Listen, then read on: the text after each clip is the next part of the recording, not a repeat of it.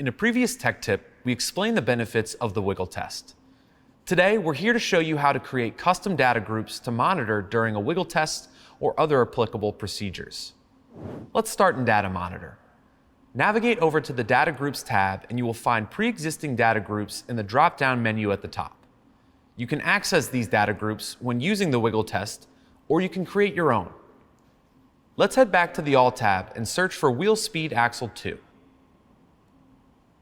Next, select all the items and click Add to Data Group at the bottom of the window. We'll name the group Wheel Speed Axle 2 and click Add.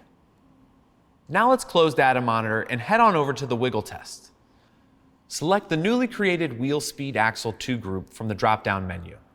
Our data items auto-populate in the wiggle test and we can monitor their values while we perform our diagnosis.